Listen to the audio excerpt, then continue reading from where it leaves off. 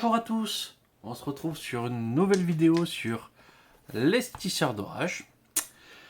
Alors, la dernière fois, on s'était...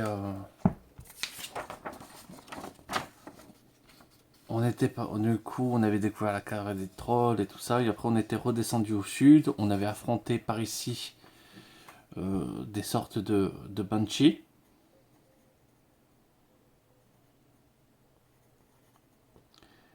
Et après, on avait atterri à la maison du marchand, sur lequel on avait vu qu'il y avait des notables, mais je m'étais fait un petit peu jeter.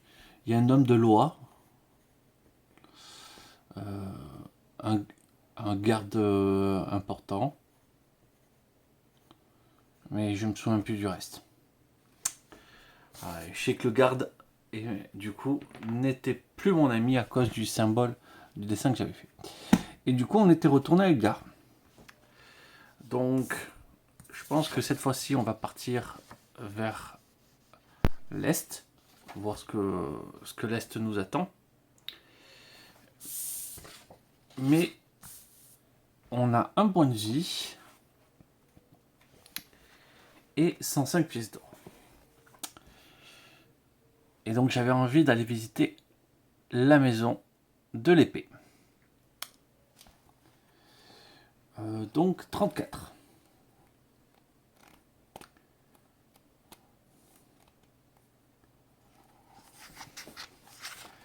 Et on est parti.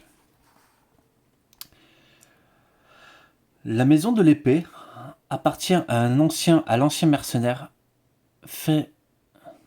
Frédéric Van Hesse. Il y enseigne les arts du combat à l'aide de différentes armes. Compte tenu de ses tarifs élevés, le gros de sa clientèle est constitué d'aristocrates prêts à de sérieuses dépenses pour en apprendre plus sur l'escrime et acquérir des nouvelles compétences. Vous lui demandez s'il a du travail pour vous. Je ne cherche pas d'instructeur pour le moment, mais vous pouvez servir de partenaire d'entraînement à ces abrutis d'aristocrates. Pour faire court, tu te laisses te roster contre de l'argent. Si ça te va, je t'embauche une journée complète de combat au bâton et à la matraque et à la lance.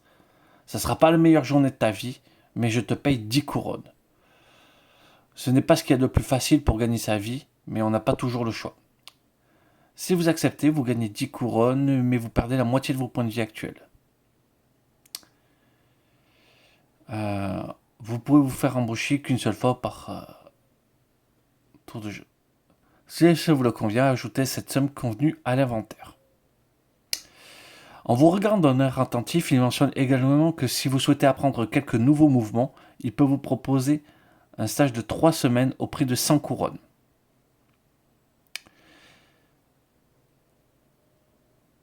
Alors après, il peut accepter l'émeraude. Sachant que j'ai actuellement que 1 point de vie. Parce que le combat s'est pas super bien passé. Je peux pas me permettre de dépenser 100. Donc on va retourner à 143. C'est pas pour maintenant. J'aurais bien aimé faire la progression.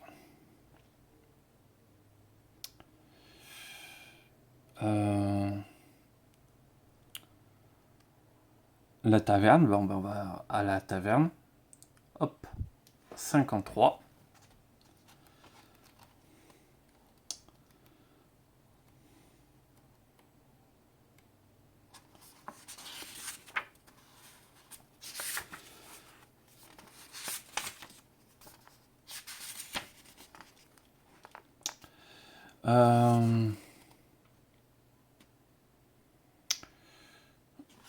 Donc,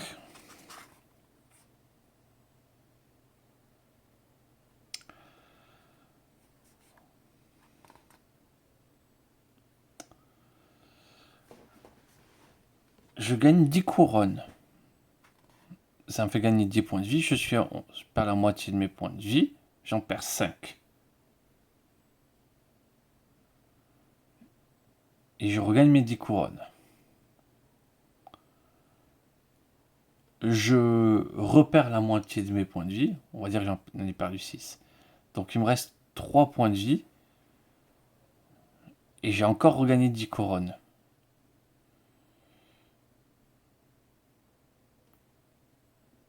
Je me soigne, du coup je serai à 13 points de vie.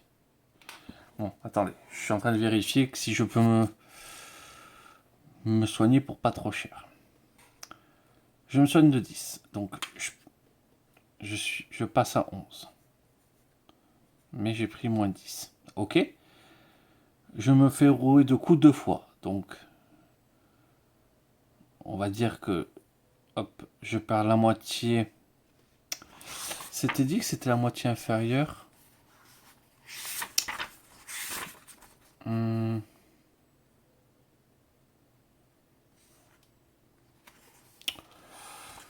Bon, je sais pas. Donc, la moitié de points de vie. Donc, j'en perds 5. Je suis à 6. Et après, j'en perds 3. J'ai gagné 20 couronnes. Donc, j'ai un plus 10 pour avoir gagné 3 points de vie. Je me soigne. Après, je serai à 13. Ou alors, je me fais encore roster.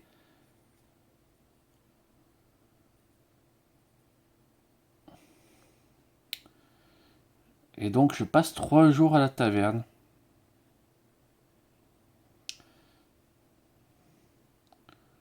Du coup, je suis à 2.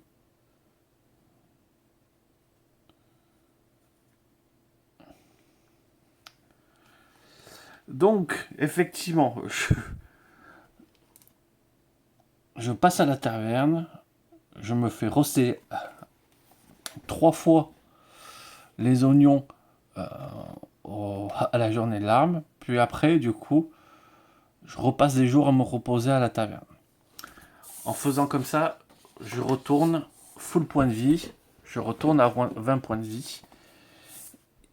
Et en faisant ça, ça ne m'a pas coûté d'or. Bon, on va pas dire que c'est un comportement très sain. Mais du coup, je peux cramer les 100 pièces d'or que je souhaitais cramer dès le début pour pouvoir passer à 9 en dextérité. Et alors là, il tabasse sec maintenant.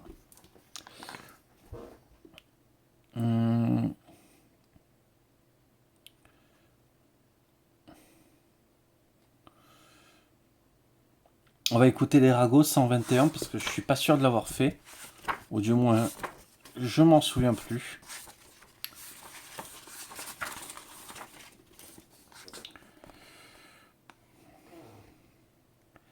Ah, les ragots. Aucune auberge n'en manque jamais. Les convives éméchés et réchauffés par le feu qui crépite joyeusement parlent de plus en plus fort sans se soucier des oreilles qui traînent. Et vous laissez justement traîner les vôtres. Le Nord est en proie au bizarre et au maléfice. Il paraît qu'un sorcier a eu domicile dans une ancienne tour noire. Des monstres ont fait leur apparition. Les humains ont abandonné leur maison pour s'exiler plus au sud, et ceux qui sont restés ont amèrement regretté leur choix. L'un des villages qui a refusé de se soumettre aux sorciers est parti en fumée, et ses habitants ont été transformés en trolls, chargés de garder la tour d'accès. Les communications avec la ville la plus au nord, Tusculum, ont été rompues, et personne ne sait ce qui se passe depuis plusieurs mois. Les taxes à l'exportation ont chuté afin de stimuler le développement et la vente de produits manufacturés. Les prix des étoffes et des teintures ont baissé. Les navires apportent du bois venu de par-delà les mers, du territoire polane et des ruts, qui se font de plus en plus rares. Et l'abattage a pratiquement cessé au nord du Cap. En conséquence, les prix du bois ont fortement augmenté. Le pays des Teutons a imposé des taxes supplémentaires aux nains, qui ont qui ont réagi en se rebellant. Le duc Sigismund a réprimandé l'insurrection par le fer et par le feu. Des branches d'arbres ont été ployées sous le poids des pendus à la gloire de Wotan. Sous le couvert de la nuit, les nains rescapés ont fui vers le nord-est à la recherche de nouveaux lieux pour leur demeure et leur mine. Vous vous plongez dans vos pensées. En effet, le monde a connu des bouleversements. Hop, on retourne à 53.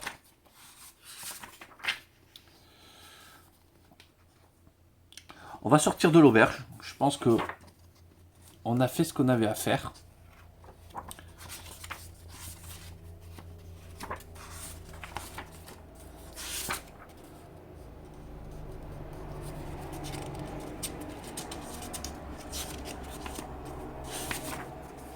Et j'ai envie de dire, on n'a que 5 pièces d'or sur soi. C'est le moment d'aller visiter l'impasse des voleurs. 209.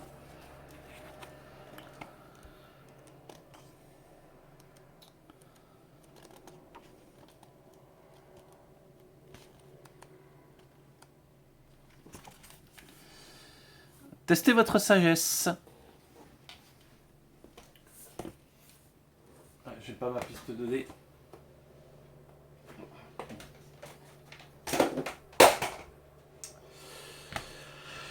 Alors, sagesse, j'ai un joli 6.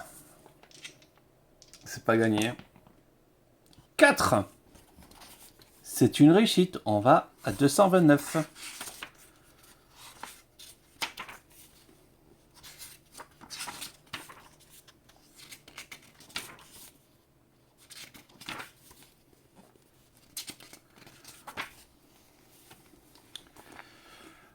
L'impasse des voleurs. Vous jetez un œil dans l'allée sombre et vous n'aimez pas du tout ça. On dirait que le genre d'endroit où tous les passants inattentifs se font assommer et dépouiller de leur argent. Après mûre réflexion, vous préférez visiter les autres recoins du gars. Ok, donc vraiment, l'impasse du voleur, c'est juste un piège à débutants. Ok. C'est rigolo, donc 143.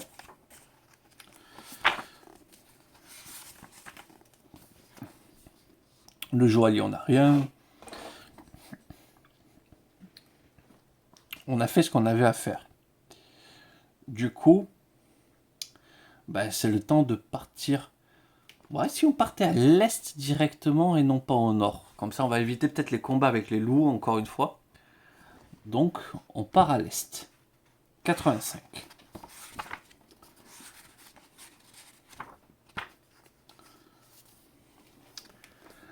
La forêt de glace. La route traverse la forêt de glace. Vous êtes anxieux à chaque fois que vous devez vous enfoncer dans ces profondeurs. En plus, pour des raisons inconnues, il fait bien plus froid que d'ailleurs dans la région. Vous pensez entre les arbres gelés et aux branches couvertes de stalactites blanches. Au bout d'un moment, vous parvenez à un carrefour. Donc, hop.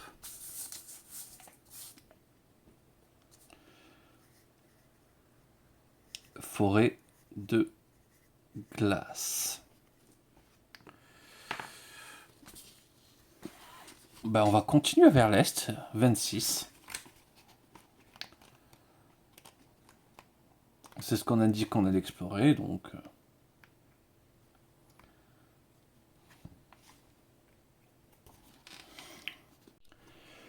Une antique pierre se dresse près de la route, sur laquelle est gravé le symbole de l'œil écarlate, si ancien que le temps et les vents l'ont pratiquement effacé.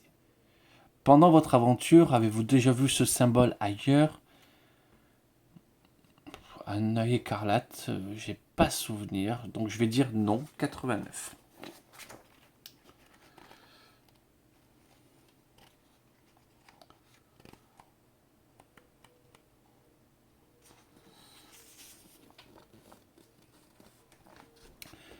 Donc, forêt glacée. Hop. L'œil écarlate. Vous poursuivez votre chemin sur la large route. Votre cœur s'emplit bientôt de joie car vous approchez de la ville sous la montagne. Allez à 88.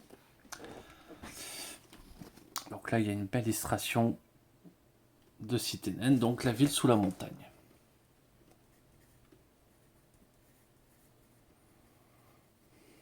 Là.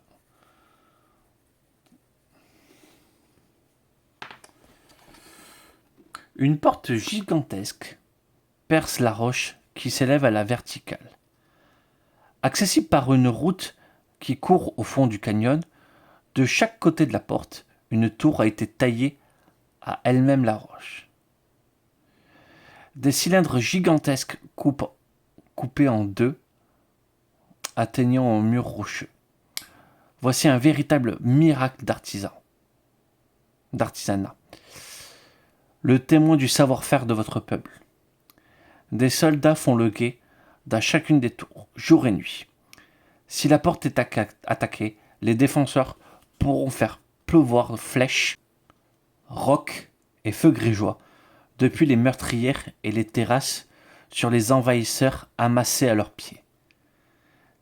C'est ainsi que nul n'a encore pu conquérir la ville sous la montagne. Pour votre part, vous ne risquez rien. Aucun nain ne trahirez. Et ne trahira jamais les siens. Vous vous approchez de la porte de bronze dans laquelle s'ouvre un portail.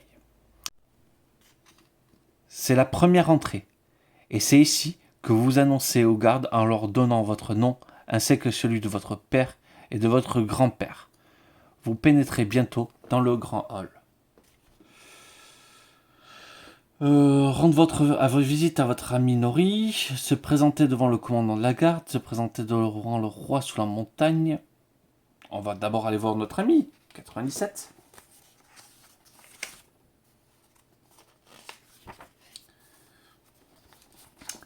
Nori.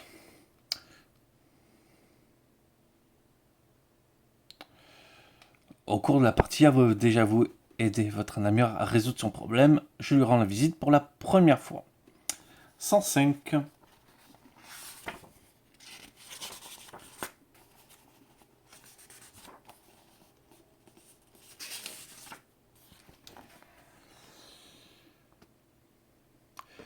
Vous vous souvenez bien du chemin vers la maison de votre ami. Vous apportez d'un pas sûr les tunnels larges et illuminés de lampes en pierre précieuse. La ville sous la montagne est gigantesque et n'a de cesse que de se développer. Sur votre route, vous passez entre les entrées de grottes habitables, de bureaux de change, de boutiques et de temples. Enfin, vous arrivez devant la porte de votre comparse. Bonjour, mon vieil ami. Nori vous souhaite la bienvenue et n'a pas l'air dans son assiette. Entre donc, assis-toi, fais comme chez toi. Ferme la porte et apporte de la bière. Oh! Pourquoi cette heure si sombre? Ah, mon frère, ton ami va finir en prison. Tu connais Hall de la 3e plateforme juste à côté de la cheminée? Tous les deux ont trouvé un filon d'or et ont décidé d'ouvrir une entreprise. Sitôt dit, sitôt fait, on a tout de suite commencé à miner et tout se passait bien jusqu'à ce que ce filon ne se tarisse. C'est là que Hall a soudain disparu. J'ai appris qu'il avait contracté d'énormes dettes et maintenant ses créanciers viennent me voir tous les jours. Ça fait beaucoup? Ne me demande même pas. Je vais aller au trou et y rester jusqu'à la fin de mes jours. Les dieux savent que nous vivons longtemps. Que faire? Vous veillez ensemble jusqu'à une heure avancée de la nuit et vous réfléchissez à une solution qui serait à la fois légale et profitable pour Nori. Si vous possédez-vous le livre des lois ou un parchemin juridique? Non.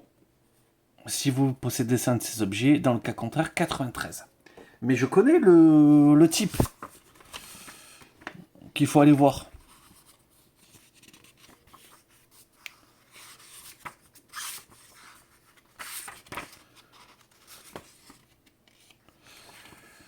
Malheureusement, vous ne trouvez aucune solution valable. Chacune comporte son lot de désavantages. Nori refuse de fuir et de souiller le nom de sa famille. Il y a peu de chances de retrouver Hall. Vous promenez à Nori de résoudre son problème et bientôt revenir. Au matin, il vous dit adieu sans grand espoir. Et vous poursuivez votre route 91. Alors, bon.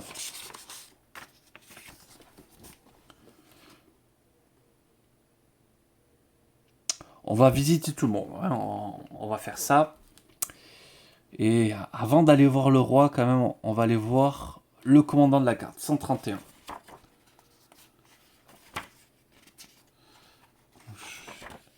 Heureusement, j'ai pas regardé le numéro parce que j'ai vu le livre des lois.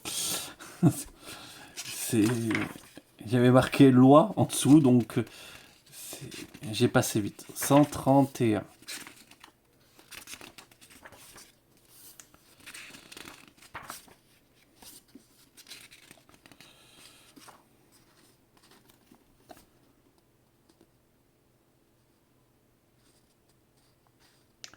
Avez-vous déjà rencontré le capitaine de la garde?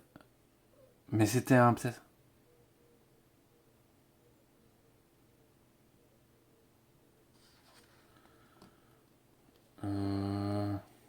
J'ai pas d'anneau.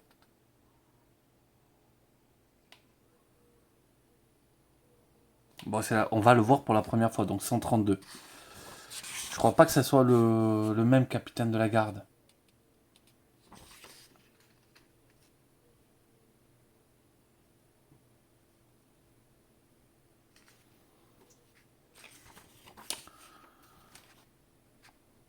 Ah, il faut que je vérifie. Donc je vais mettre en pause. Parce qu'il faut que je vérifie parce que ça a changé des choses sinon. Je reviens tout de suite. Du coup, je me suis pris des notes parce qu'en fait j'ai vu que bon, dès qu'il y a quelque chose en surligné, en gras, il faut l'écrire quoi. Parce que j'ai été regarder qui c'est que j'avais rencontré dans la demeure parce que j'étais pas sûr. Donc en fait c'était le général des armées d'une garde que j'avais vu et non pas le capitaine de la garde. Donc c'est bon. Mais ça vient de me penser que j'ai vu Scal qui est le barde et que peut-être pour pouvoir passer à Azazel il faudra m'aller le voir. Mais il faut se rappeler qu'il ça paye 15 couronnes. Et John Ervenson, lui qui est en fait un juriste. Et ça me permettrait de peut-être sauver mon ami Nori. Ah. Nori, problème de thune.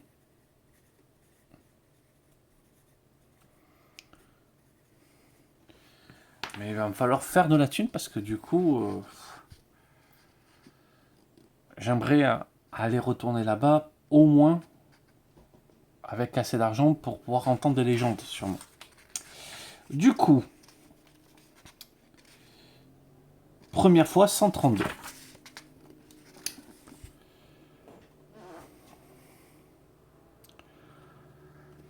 Skimir, vous vous écriez ravi de voir un visage familier. Je ne savais pas que tu as été nommé capitaine de la garde.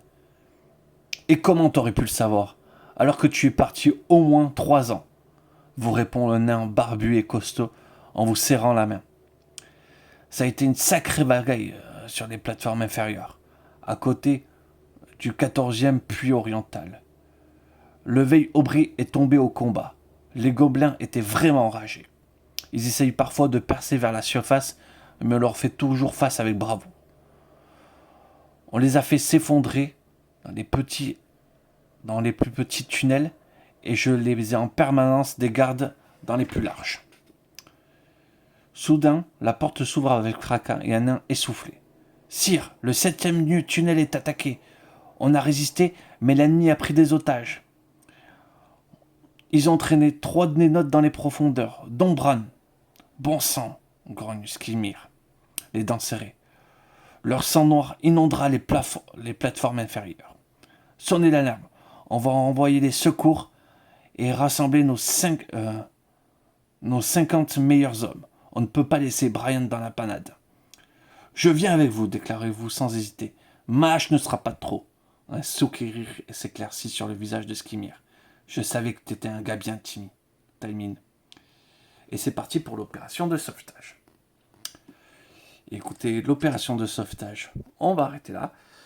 Parce qu'il fait tellement chaud que j'ai besoin d'une pause ventilateur, voire douche, avant d'essayer de tourner un autre épisode. Hop. Mais là, on a des objectifs en tête. C'est plutôt pas mal. Donc, hop, le basturnien, ça va être intéressant. Dans tous les cas, je vous remercie d'avoir regardé. Je vais vous souhaiter une excellente journée et je vous dis à très vite.